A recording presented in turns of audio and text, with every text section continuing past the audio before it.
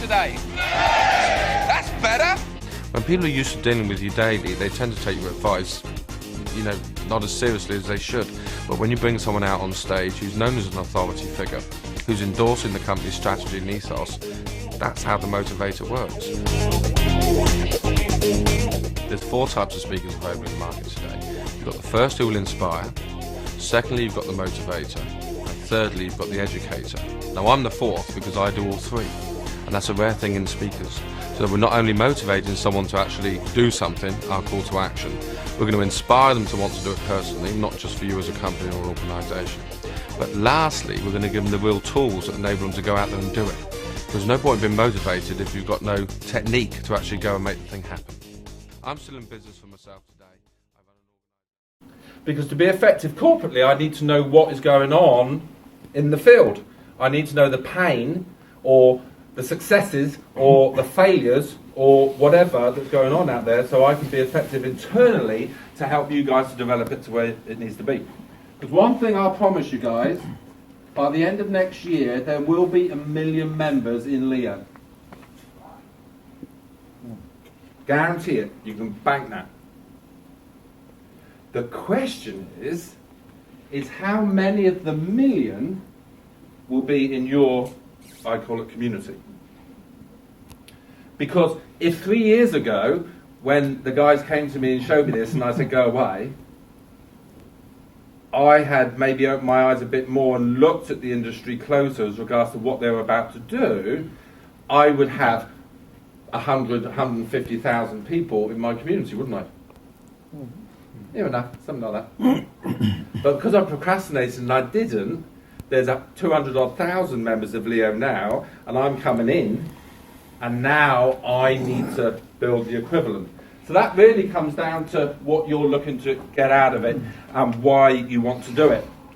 And when you look at the business, we're looking for LDAL. So that was the things I wanted to know that LEO could actually achieve. The first one is it logical? Is LEO as a concept logical? Do entrepreneurs need training?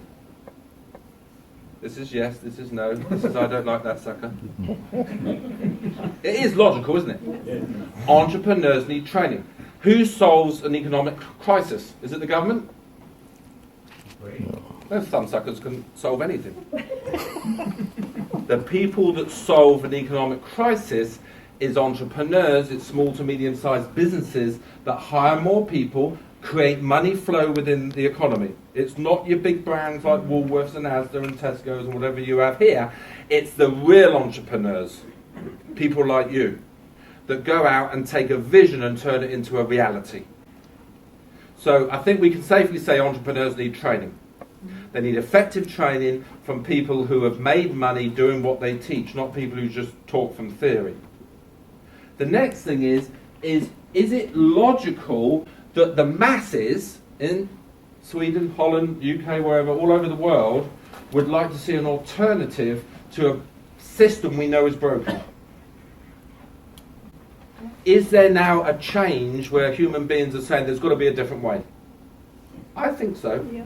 We live in the age of Aquarius. That's a different age. People are looking to do things differently. It's more about working together rather than working against each other. There's less of a self-serving mentality out there where all religions, all faiths, all backgrounds come together and work for a common goal. And the first place, the fundamental place you're going to have to start is with the decentralization of something like a currency. So it is logical that people want to change, and that the banking system really is flawed. I don't know about here, but in the UK, if I stick money in my normal bank account, if the bank goes out of business, I can only get £80,000 back. So if I put £1 million in my bank in the UK and it goes bankrupt, I can only get £80,000 back. Is it the same here? Yes. Just changed. Right. One bank's just changed it, no guarantee. No guarantee. Oh, that's nice, isn't it? I mean, that's that's highway robbery. So what we're saying is we're better sticking our money under our bed or stuffing our mattress full of it, or in fact not having that money and going for an alternative. Now, in the old days, that would have been gold and diamonds and platinum and all that sort of thing, how it all started in the first place. But the problem with that is there's not enough out there for us to be able to do it. So if you look at the UK, I ain't got any on me, but our pounds, you used to be able to take in exchange for gold. It was a note that was relevant to gold. Of course, then what we did, in like some mind-bending minute, our politicians shipped all of our gold into Central Europe and sold it to the European Union at a time when gold was at an all-time low. So there is no gold to back the British currency anymore. It's basically an IOU. It's just like me writing a piece of paper, so there you go, I owe you $1 million. $1 million what? Sheep, camels, chickens? There's no gold there now. I can't get the money back. And they know it's broken, and that's why they're scrambling to try and get it back together. And that's why they don't like decentralised things like Leo, because they can't control it. And if they can't control it, if they can't just willy-nilly print more money to stimulate the economy, they've got a problem. They did it in Ireland. The President of Ireland woke up one morning and said, tomorrow we're going to give every Irish citizen €5,000 each to go and spend to stimulate the economy. Pretty smart idea if you're on illegal drugs. Because what happened was they issued all the money and no one spent it. They saved it.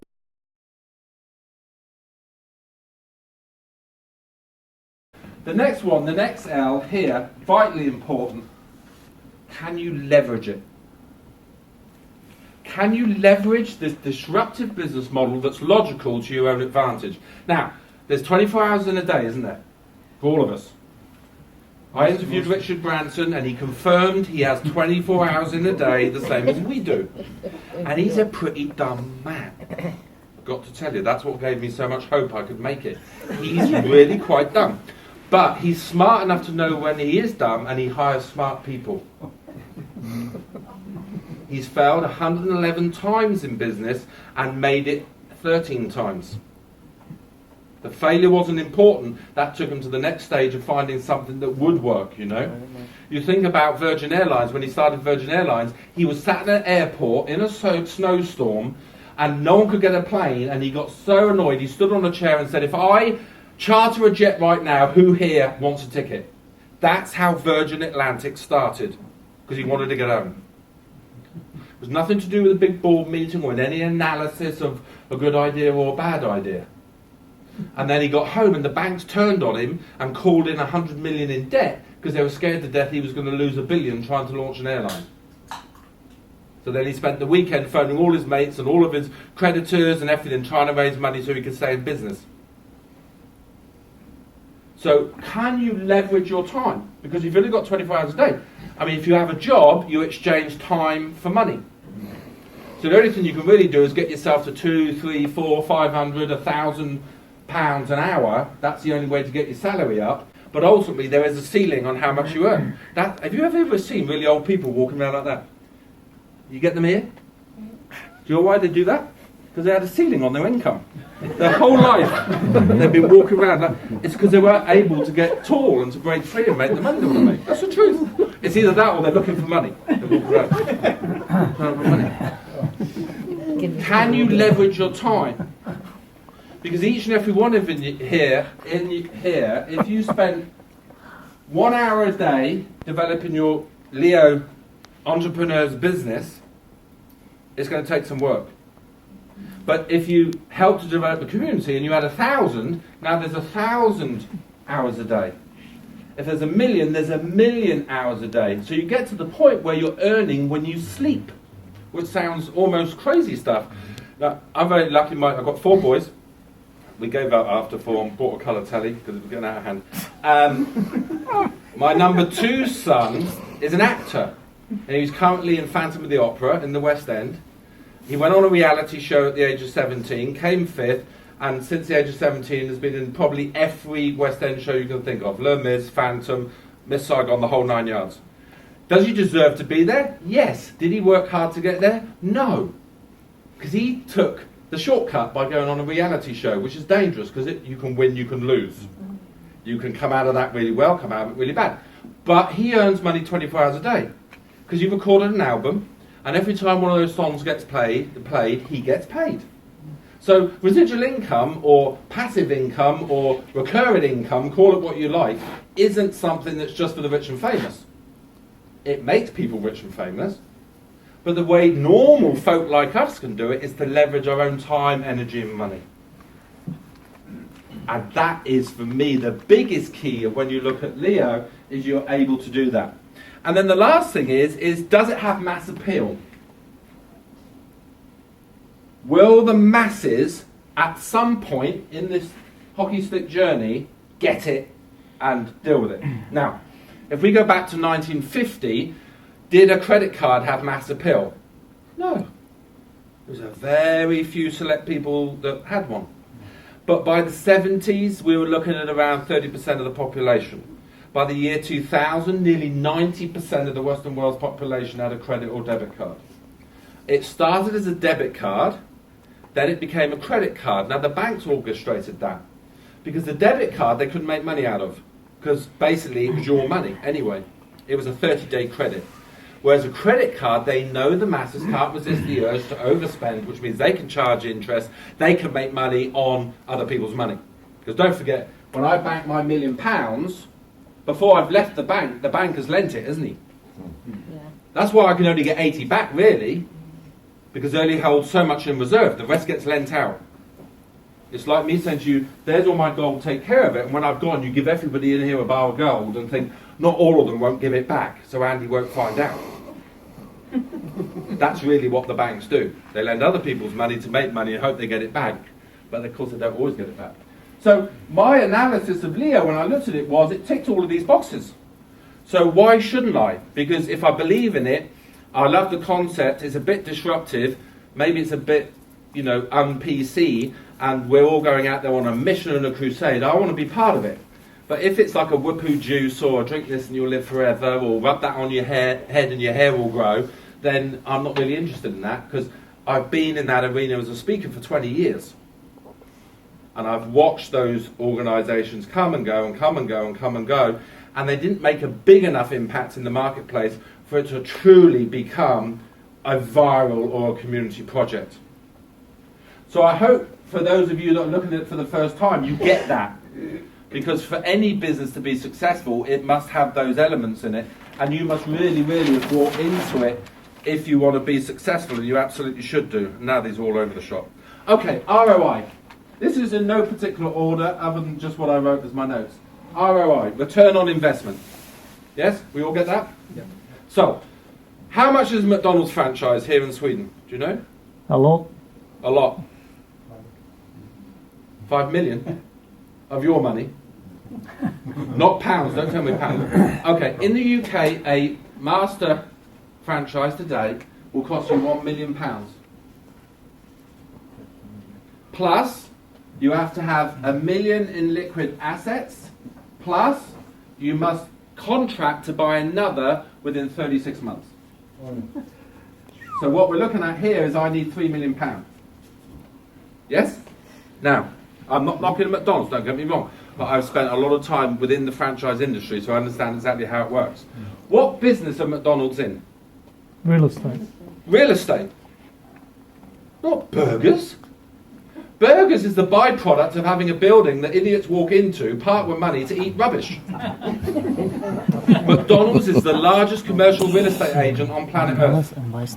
Because part of this deal is I must rent my premise from them. How long is it going to take me to get this million back? Does anyone know? Guess? 5 years. 5 to 7 years. Do McDonald's franchisees go bankrupt? Yep. Oh yes. Does anyone know? Oh no. They get bought out. McDonald's Corporation will take them off the receiver so it's not public.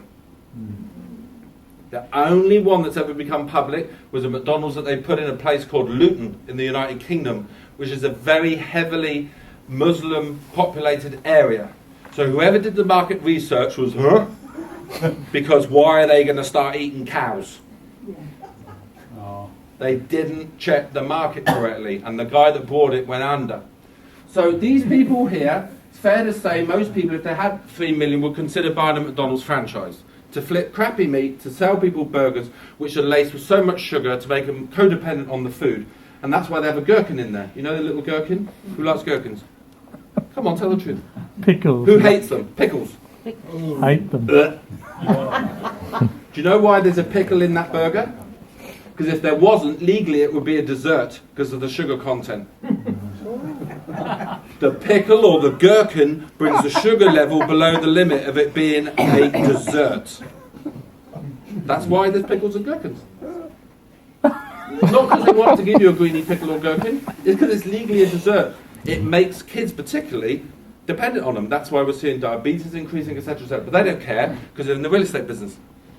The burgers, they don't care what's going out of there. They need the real estate. Because when Ray Kroc took McDonald's off the McDonald's brothers, he owned lots of gas stations that were always on corner plots. So you drove in one road and then you drove off another. It was always on a corner. And he couldn't sell them. He couldn't lease them. No one wanted that corner spot.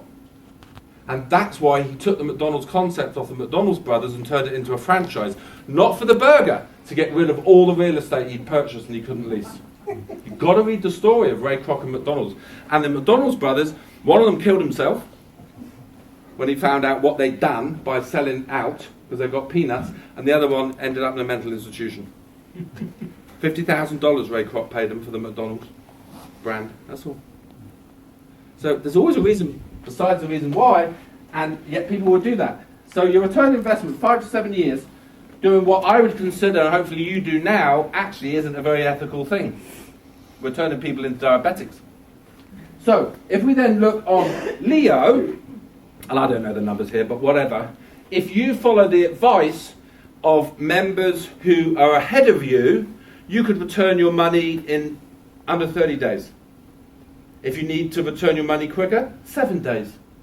If you need to return it quicker than that, I guess a week. No, it would be a week, I guess, because of the payout, physically getting the money out. So that's important to me because I want to get back to zero.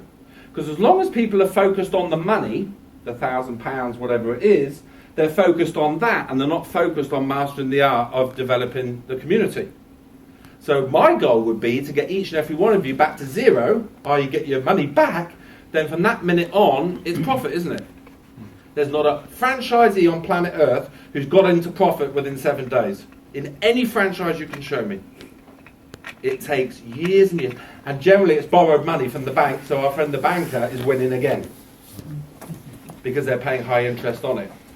So you're looking at a return on investment. In fact, it's a joke. I said to Dan, if you let me franchise Leo, I'd be charging 75 to 100,000 per franchise. Then you'd get people that were hungry to succeed. Because the wife would be doing this, wouldn't she? Come on, you've borrowed all this money, hurry up and get me in profit. Why aren't you out there working? It wouldn't be the, girls, sometimes you've got to beat the men up. I'm on the girls' side here. When they come home and they've not performed today for Leo, you should lock them out. Don't let them back in the house. If you can't show me a new community member, go away. Go and sleep in your car. You're not coming in.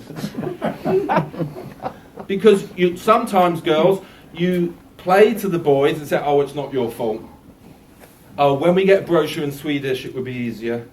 Or when the website's translated, it would be easier. That's bullshit. Networking is as old as time. We all do it every single day. We can all find an excuse why not to. What the key is finding a reason to. And guys, I didn't give up a multiple six-figure pound income to come and work with Leo because I've been snorting something illegal.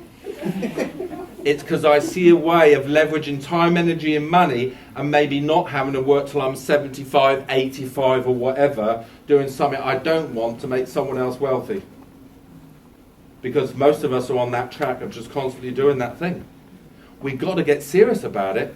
And being serious about it, in my opinion, is saying, I don't know it all. I'm going to find someone and latch onto them who's clearly getting successful at this. And I'm going to say, I'd say to Pat, tell me what to do, and when I've done it, I'll call you back. Tell me what to do, and when I've done it, I'll call you back. And I'll do that for 90 days. And if at the end of 90 days I'm not successful, it's your fault, not mine. But I've got to do what he asked me to do, haven't I? And that's the problem, because the older we get, the more we resist it. We become disruptive. And because Pat says do 1, 2 and 3, we go, no, screw him, I'm going to do 8, 9 and 10. And then we go back and say it's not working. And he goes, because he wouldn't say you're an idiot, but he would say, but you've not done what I asked you to do. Yeah, you're an idiot. I would. So we've got to humble ourselves, don't we? We have to humble ourselves and say, I don't know, I don't understand it fully, but I'm prepared to follow someone that clearly does because they're already going to Bali, which means they already must be more successful than I am because I'm not. So who's going to Bali? There you go. I'd be, whoever they are, I'd grab them and tie them to a chair and just keep them there until they promise they're going to help you. Because they're going to Bali and you're not. They're obviously doing something that you've either not done or they're doing it in a better way. It's like sex. Are we allowed to talk about sex? Not six, not the number 6. I'm talking sex. Are we? Am I allowed to or not? We're in Sweden. I don't know. It's my first time here. All I've seen is darkness and a swaying hotel. I'm not. Why was it flying? I think this is like sex. Nothing happens till you get excited. And some people, already I've met in Leo, look like they're funeral directors. And I'm not sure if they presented the best thing in the world to me that I'd want to engage with them because they look like a thumb-sucking pinhead. They're not giving me the thing I want back. And that is, I want to hang out with people that have an enthusiasm for life, that want to help other people, want to be disruptive, and are prepared to work bloody hard to be successful. But if they're sat there like that, you know, or you meet them, you shake their hand and they're like, you're like, uh-oh. Not for me. If I want to see that, I'll go see my mother-in-law. I don't need to get a new friend. I've got her. And we don't have time to talk about her tonight. We will. So it's logical. It's disruptive. We can help people get their money back really, really quick. It's not a major investment, so we're not discriminating. Because if I had my way and we made it 100 grand a franchise, then some of you wouldn't be here. It's fair enough, isn't it? If you couldn't find 100 grand, you wouldn't be here. So we're trying to put something out there that becomes viral, and if anything, the price becomes cheaper. Because when you start a business and you're having to develop it at the speed that they are, then again, you're going to go through this thing. You have this weird shift. Price high when we start, so this is product here, and then we get that. So the further we go along this road, the lower the price can become. Because it's mass users. Yes?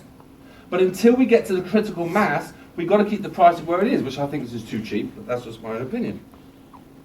Once you've got 1 billion people involved in Leo Coin, you won't have to charge anything for someone to come to a meeting or to do anything like that. But you can't make something from nothing. And it's up to us, as the founders, the pioneers, to be the ones that actually drive that forward. Just to go back, because I missed, because you waylaid me. Networking, as old as time. Do you know the biggest network on the planet? You know.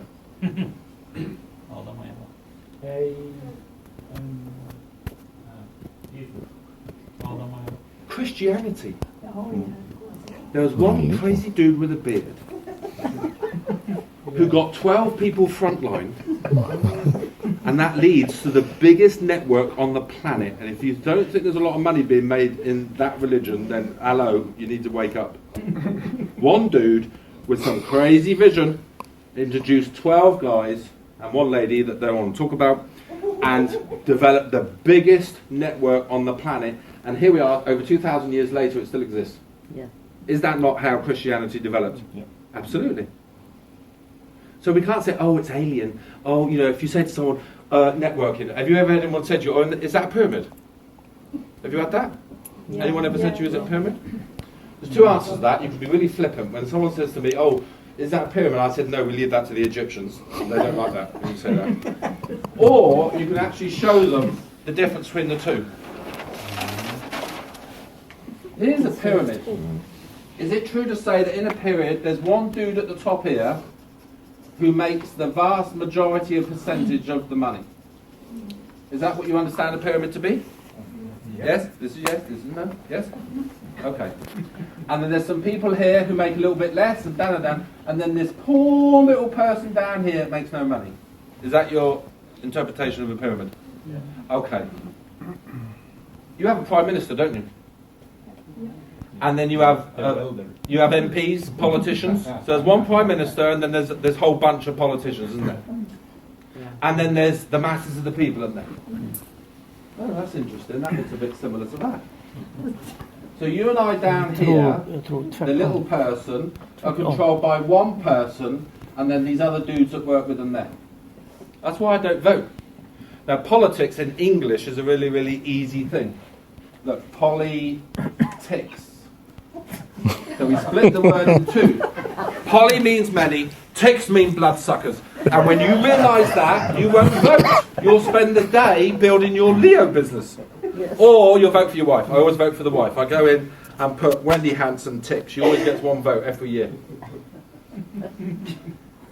It's not a pyramid, okay? Pyramids are illegal in any decent country in the world. Leo are members of the DSA and are applying to be members all over the world. This has been checked, double checked, quadruple checked. I've checked it myself. I know exactly how pyramids work. I had a good friend in Salt Lake City that lost their entire business because they invested in a pyramid and didn't even know they had. It wiped their legitimate business out. What we have is a reverse pyramid, where you and I here start at the bottom, and by working and by developing and helping people. If you don't want to help people, don't join Leo. You know, if you're the sort of person that doesn't like people, this isn't going to be for you, is it? Because you actually need to, you know, work in Leo isn't about, right, you sign up, bye, good luck. When you actually introduce someone to Leo, that's the day the work begins. And most times you're going to have to grab him by the throat and drag him to success. That's the job of someone as a sponsor, isn't it? And you drag him, and on the way you teach him to drag him and teach him to drag him. So we're all dragging each other. So when someone joins, that's the story just begins. That's when you start developing the relationship and people want to start following you. So this is what you call a reverse pyramid. We all start at exactly the same place, don't we? Yeah. I didn't join 5 days ago, and I've gone in at a, what's the top level? Group director. Global marketing director. I haven't bought in for £1 million at a global marketing director. Now, the pyramid, you'd be able to. But here, I'm going to do exactly what you do, so that as I help people, I start developing my community, then we can all come up here. There's plenty of space at the here. And the unique thing about Leo, I've never seen it before, is that I start here, and here's Pat in my upline, who's part of me being introduced. I get some money on what he does. How can that be a pyramid? Anyone running a pyramid where people who are introduced get paid on what people above them did are on cocaine. It's crazy. That couldn't work. So you've got to decide how you handle that pyramid thing. Do you draw it out like that, or you just say, we leave that to the Egyptians and move on? It depends on your personality, what you're comfortable with. Right, that covers that one. Leo. Leo means learn, earn, own. But it can also, I know that's what the company's perspective of it is, but it can also mean learn, engaged, and obligated. Because if you want to be successful in any business, but Leo particularly, you better be prepared to learn. We talked about that just now. You can't know it all. You've got to be able to go to Pat, you've got to be able to go to Magnus, go to whoever and find the answer. Don't BS yourself or anybody else. You've got to be engaged. Engaged means if there's a meeting, you go to the meeting. If there's a webinar, you're on the webinar. If there's a Bali trip, you're at Bali. You've got to be engaged if you're going to be successful, so that you've got the data you need and you're up to date. You know, being engaged is a bit like the foreplay in sex. If you're not engaged, no big thing's going to happen. There's got to be engagement. And in the years I've done networking, I've spoken to hundreds of thousands of distributors in network marketing. The biggest thing I see is a lack of engagement or apathy. And they think, because they go, £1,000, there you go, that all of a sudden they get sprinkled with magic dust and this passive forever income is going to appear from nowhere. It's bizarre. Instead of knowing that when they sign that, what they're really doing is committing to their sponsor to say, tell me what to do, I'll do it. If it goes wrong, it's your fault. I'm going to follow you, I'm going to work with you, I'm going to be your wingman, your wing girl, and you do it together. You cannot be successful by tipping your toe in. You see that when you see men getting in swimming pools. Women never do it. Men do. There's a reason we do it. And when we're getting into a swimming pool, we're going down the steps, aren't we? And everything's fine, and we're all, yeah, yeah, yeah, until the water starts rising, and then we suddenly go up on our tiptoes and go, because it gets somewhere we don't want it to be. And it's painful. Just dive in and spread the pain all over. And that's the same in business. You can't be... It's like saying, I'm slightly pregnant. I fired a guy once, he nicked a box of pens from me. And he said, it's a box of pens.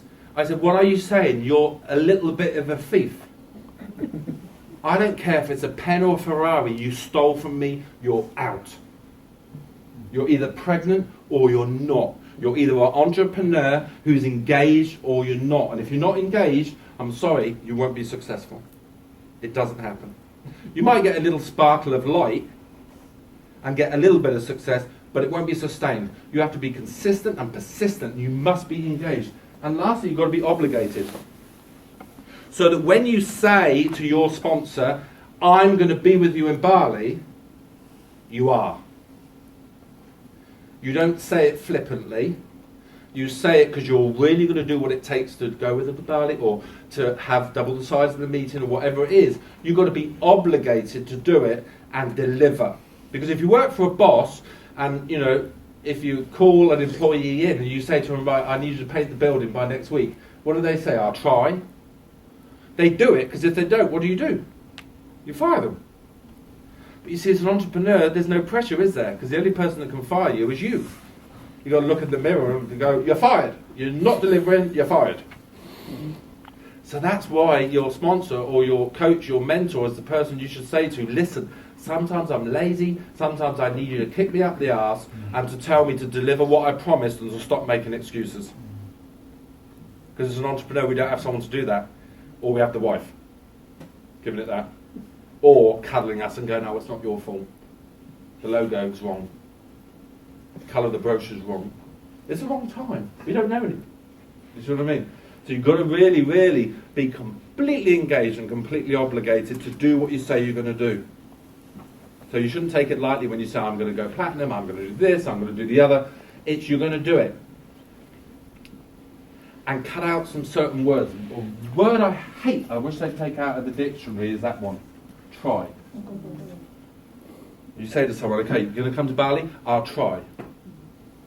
No. You either will or you won't.